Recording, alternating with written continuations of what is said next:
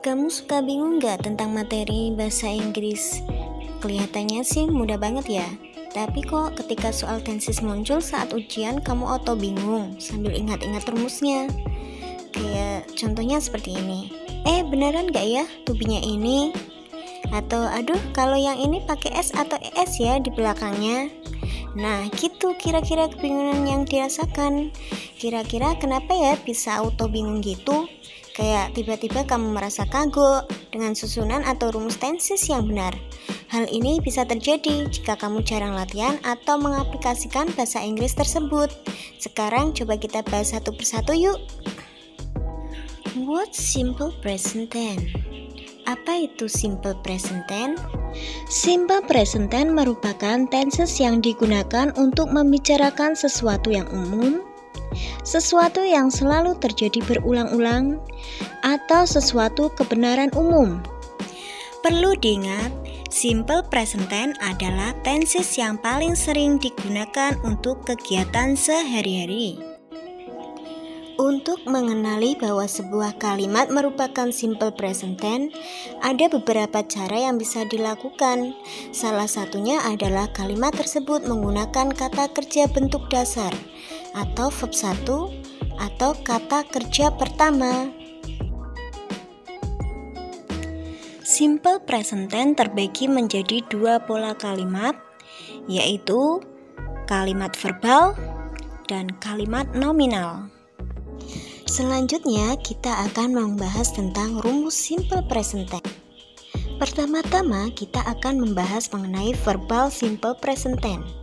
Verbal simple present tense menggunakan kata kerja yang menunjukkan sebuah aksi atau tindakan. Sementara bentuk kalimat verbal simple present tense itu ada 3. Ada positif, negatif, dan interrogatif. Untuk rumus kalimat positif, subjek diikuti kata kerja pertama mendapat imbuhan S atau ES dan diikuti objek. For example, I pray 5 times a day. He prays 5 times a day. Perlu diingat, pada subjek he, she, it dalam kata kerja mendapat imbuhan S atau ES.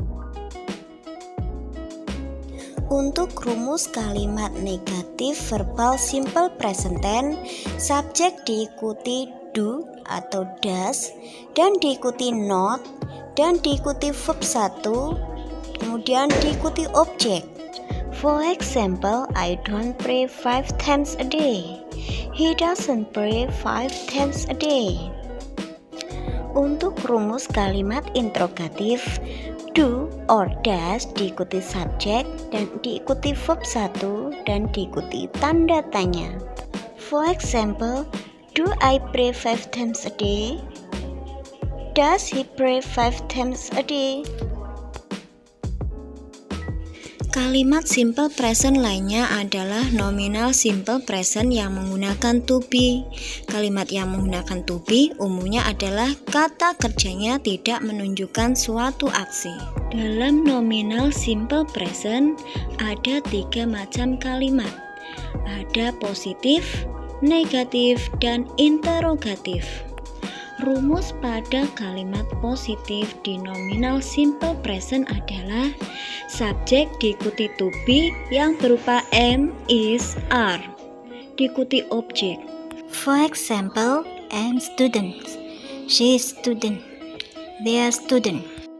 Perlu dicatat, to be am digunakan untuk subjek I, to be is digunakan untuk subjek he, she, it, to be are digunakan subjek you, they, we. How do you simple present tense? Bagaimana cara menggunakan simple present tense? Sebenarnya cukup sederhana, Hanya perlu memahami bahwa simple present tense merupakan kalimat yang digunakan dalam kondisi kejadian yang berulang dan kebenaran umum. Untuk kejadian yang berulang adalah kejadian yang rutin terjadi atau kebiasaan yang dilakukan. Biasanya ditandai dengan keterangan waktu. For example, I eat 3 times a day. Our class starts at 9 a.m. Untuk kebenaran umum menjelaskan tentang fakta atau kebenaran umum yang tidak terbantahkan. The example, the sun rises from the east. Rabbit eats vegetables. Next, adverb frequency.